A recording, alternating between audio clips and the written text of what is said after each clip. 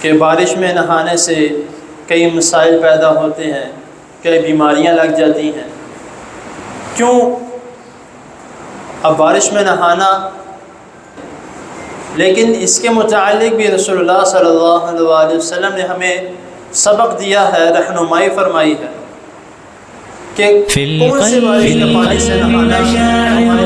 فيها قد أشرقت الشمس عليها عن خطط لم أعبأ فيها ستكون بأيام. السلام علیکم ورحمۃ اللہ وبرکاتہ۔ الحمد لله الذي هدانا لهذا وما كنا لنهتدي لولا أن هدانا الله.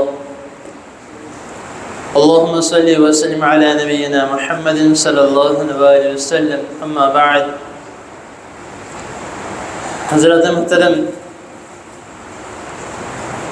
نماز استسقاء کے متعلق اللہ تعالیٰ کی توفیق سے آپ کے سامنے اختصار کے ساتھ اسباق بیان کیے جا رہے ہیں۔ ہم میں سے کچھ لوگ ایسے ہیں جو کہ اکثر بارش کو برا بلا بولتے ہیں، یا یہ کہتے ہیں کہ بارش میں نہانے سے کئی مسائل پیدا ہوتے ہیں، کئی بیماریاں لگ جاتی ہیں، جو کہ سراسر غلط ہے۔ ہاں، اس طرح کی بارش جو کہ جس طرح ہمارے بڑے بزرگ کہتے ہیں کہ جو سردیوں کی جانے کی جو بارش ہوتی ہے وہ تھوڑی سخت بارش ہوتی ہے، جس کی وجہ سے واقعی کافی بیماریاں لگ جاتی ہیں، لیکن ہر بارش جو ہے وہ اس طرح کی نہیں ہوتی۔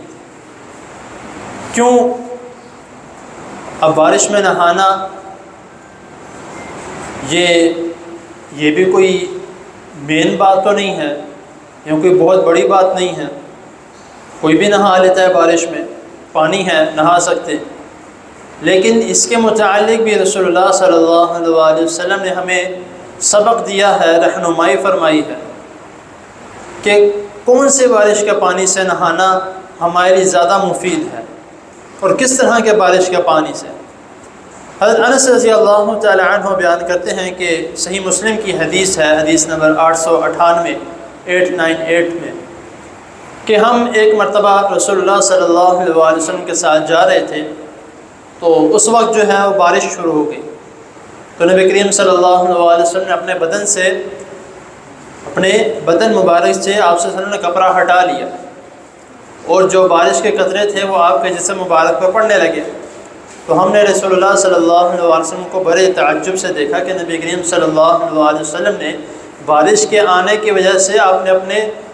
بدن مبارک سے اپنا کپڑا ہٹا لیا۔ اور ہم نے سوال کیا کہ اے اللہ کے رسول صلی اللہ علیہ وسلم، آپ نے ایسا کیوں کیا؟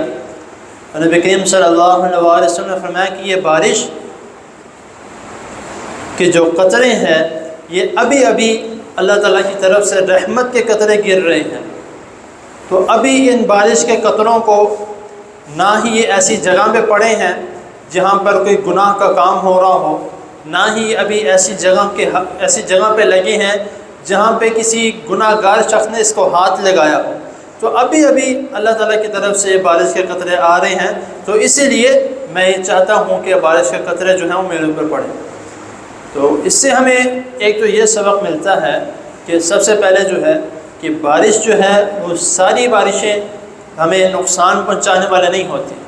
ایک وہ بارش جس کے لیے ہم نے دعا کی ہو، اللہم صیبا نافعا، کہ اللہ ہمارے لیے نفع بخش بارش فرما، تو اس بارش میں نہایا جا سکتا ہے۔ جس طرح اس حدیث میں آیا کہ نبی کریم صلی اللہ علیہ وسلم فرمایا کہ اب یہ چند قطرے جو ہیں وہ ابھی بارش کے اترے ہیں، اب یہ کسی ایسی جگہ پہ نہیں لگے جہاں پہ گناہ گار ہو،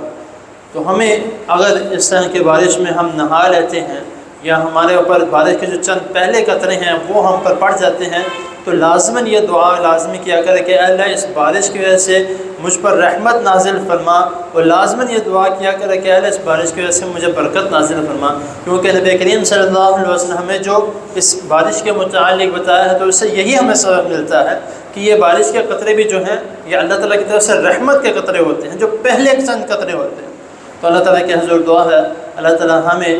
جب بھی ہم پر اپنی اس رحمت برخا کو نازل فرمائے تو ہمارے لیے نفع بخش، نفع مند اور رحمت والی ہم پر بارش نازل فرمائے، ہمیں نقصان دینے والی، عذاب دینے والی اللہ تعالیٰ بارش سے محفوظ رکھے۔ اللہ تعالیٰ جو سنا جو اس نے اس پر عمل کرنے کی توفیق عطا فرمائے۔ جزاکم اللہ۔